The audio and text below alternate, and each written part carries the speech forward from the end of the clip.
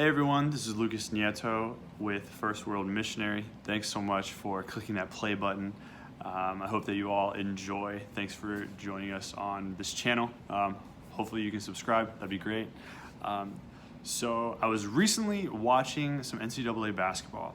If you don't know me, I love basketball. I grew up playing basketball. I grew up in Indiana. Basketball was always in my hand. And I've always liked NCAA basketball. Not so much NBA, though I do watch it every now and then, especially during the playoffs, because it seems like everyone shows up during the playoffs, to be honest, right?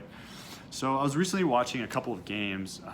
I think the first game was Baylor, Kansas, and then I think the game after that was like Butler versus I think it was some Ivy League school, can't really remember. And I was having a great time watching them. One, because both Butler and Baylor, their defenses are amazing. They play man-to-man, which if you're not a basketball fan, that probably won't mean anything to you. Basically, each person guards the person in front of them and communicate if they need to switch. So anyway, so I'm watching the game, specifically the Baylor-Kansas game, because Baylor spanked Kansas. Kansas was ranked number 2, I think. Baylor was ranked number 4 or 5 at the time. I can't really remember. But it was really fun to watch. And I noticed something, and I love using this analogy. None of them complained too much about the out-of-bounds lines or the three-point line or the free throw line. It's like, yeah, some of them complained about the calls. Some of them complained about who touched the ball last and who gets the ball, who fouled me, yada, yada, yada. You know the story. But the lines themselves, the rules of the game, they all abided by them. They all abided by the boundaries, the lines, the rules, and no one really complained about it. During the game, nobody was like, oh, we should move the three-point line 3 feet closer. I actually think that they made it farther now. I don't know, correct me if I'm wrong. But nobody was complaining about those things. And it kind of dawned on me, this is very pertinent to the Catholic faith, very pertinent to us as Catholics.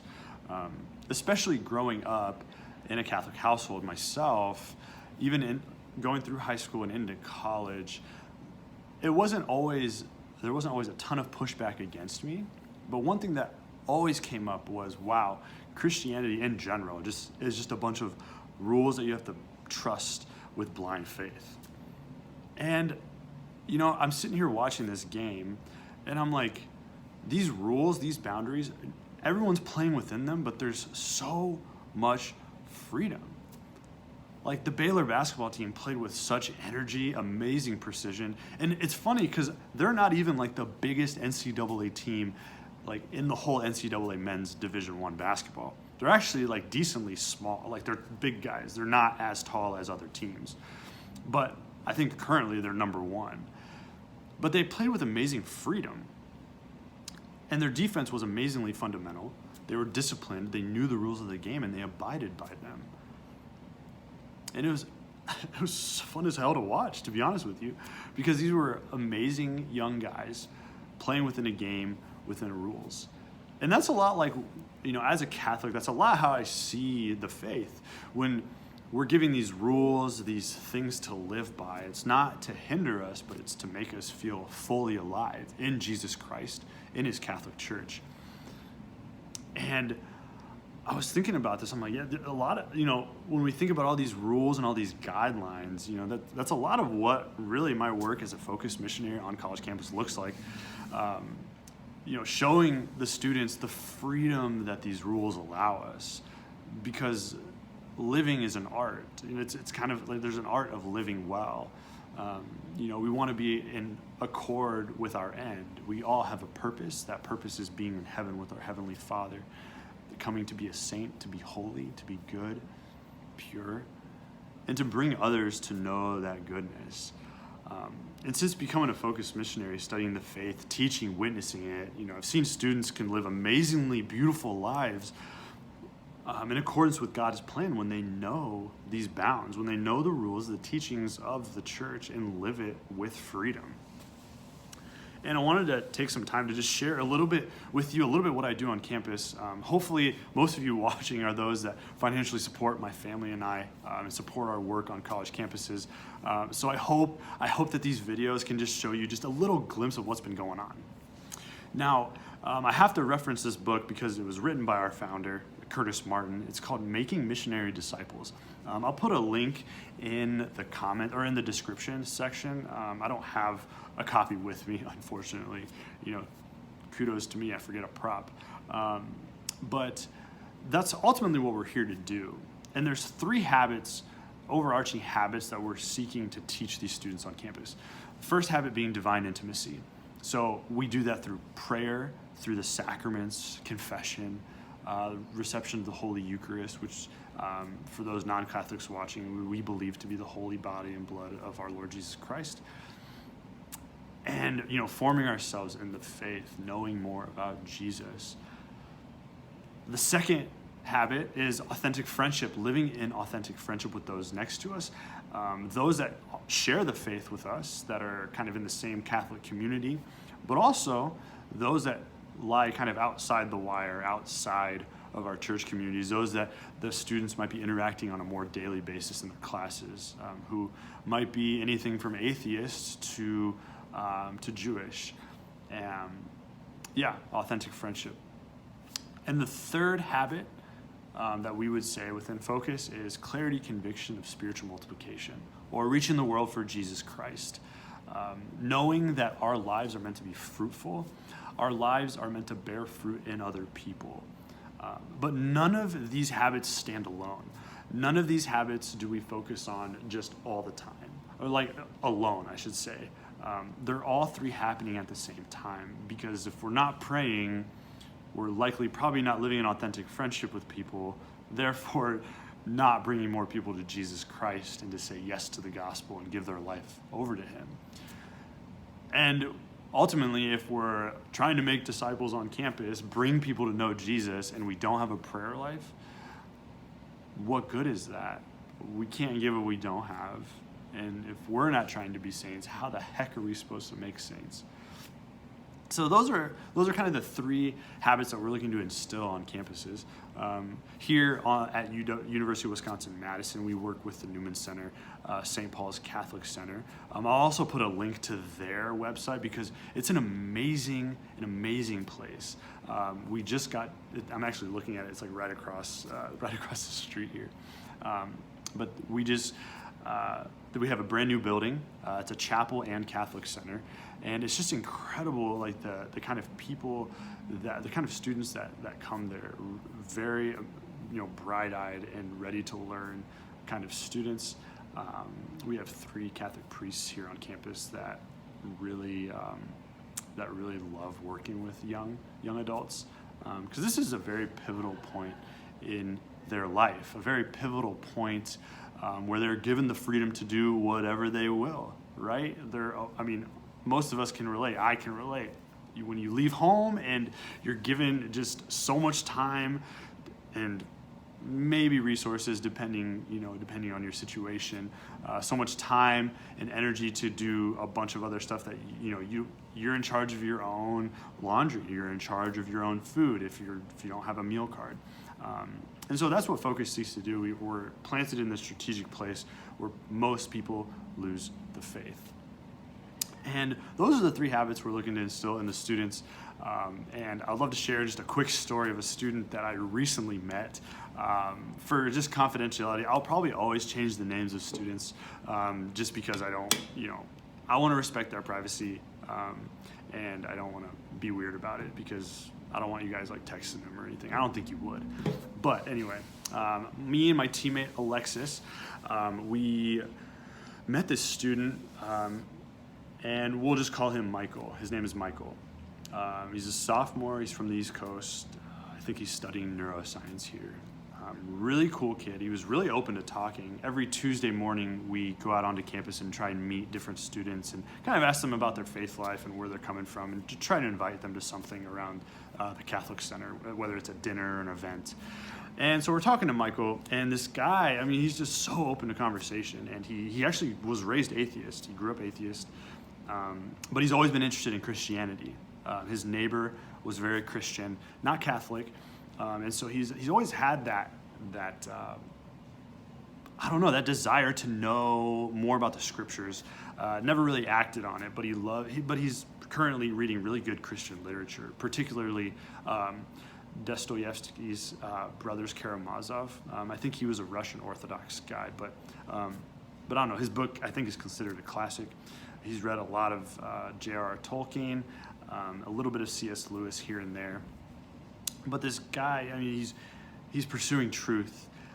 He's trying to know a little bit more about God, and he was very open to conversation about it. I think he was very upfront about himself. You know, he had been struggling in the past with different mental health issues, and so he's really wrestling with, okay, like, I know these mechanisms that can help me deal with my mental illness and stuff like that. And so, do I actually really need God? I'm like, that's a great question. And then he asked a really good question, like, what do Christians mean by justice? Like, when you say justice, like, what do you mean by that? Is it just like an absence of injustice, or is it more of an active thing that you can do? And that was a great question, and we just talked to him about, justice for us is a virtue, cardinal virtue, and it's giving someone or something their due. For example, like my wife, like I try and give her due in paying attention to her when she's talking to me.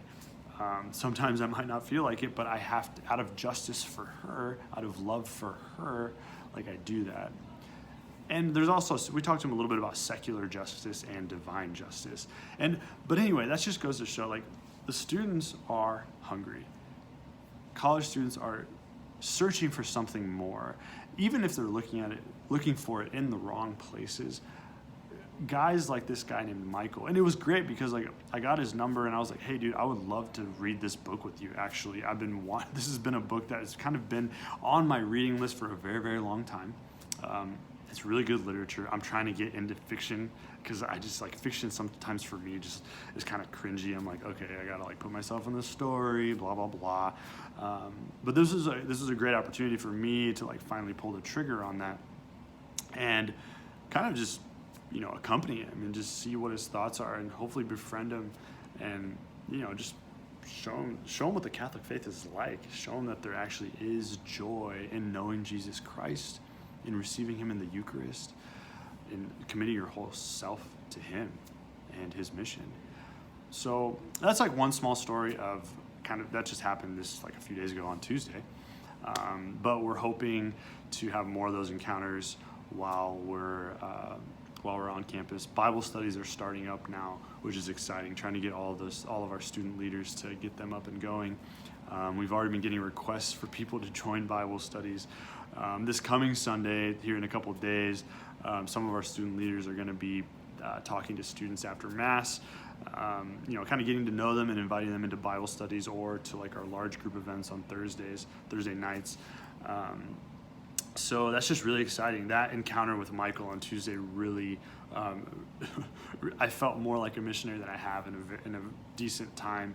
But it was an amazing conversation, and it really reminded me that young adults are hungry for the truth, and it's our job to introduce them to that truth because we know that Jesus Christ is the way, the truth, and the life. And each one of us has the responsibility to present that and to share it. And that's, I kind of want to end with that thought. First World Missionary is a pretty cheesy name, I know. It's like when I first wrote it down, it made me laugh. I'm like, oh gosh, this sounds like something super weird. It's the only name I could think of, and I felt weird about putting my name on it, like the Lucas Nieto show. But yeah, it's ironic because all of us are supposed to be missionaries, regardless of our state in life, whether we're missionaries as our full-time job, like myself with Focus, or whether you're a janitor, whether you're a professor, whether you're a stay-at-home mom, whether you're an engineer, a doctor, it doesn't matter. All of us are called to have that missionary spirit. And I was recently reading in the Catechism of the Catholic Church, I think it was around paragraph 839 to like 856, I believe. There's something, there's a title, they title it the Missionary Mandate. And it's amazing because it re-solidifies how we're supposed to live as Christians. It's not, holiness isn't just for a select few. Sharing the faith isn't just for a select few, but it's for everybody. And so please, I would encourage you guys, please pray for Michael. You can use that name, and I think the Lord will know where to put those intentions, but please pray for him. Hopefully, we'll see what our conversations are like from here going forward. Please pray for the Focus team at UW-Madison. I have an amazing team. I think I have the best team in the country. I will go to bat against anybody about that. So please pray for Phil, Matt, Seha, Alexis, Justine, and Courtney. They're doing amazing work. I love being their boss. I try not to act like their boss too much, but they're amazing people and they're doing amazing things. So please keep us in your prayers as we get our Bible studies going. Just please pray for an outpouring of the Holy Spirit that we're able to share the faith well. And I would love any feedback on these YouTube videos because this is like way out of my comfort zone here. So would love your comments, would love your encouragement. Any friendly critiques, would welcome them. My email is below. If you guys have any questions, even if you're new to this work and you're interested in financially supporting us as missionaries, we fundraise all of our salary and mission budget. Giving page link is below as well. Or if you just want to have a conversation, you're searching in your faith, you can hit me up via email. So know of my prayers for all of you that are financially supporting my wife and I. We appreciate it. We would not be able to be here doing this amazing work that we love so much without you. And to all of those who are new, welcome, praying for you as well. And God bless you all.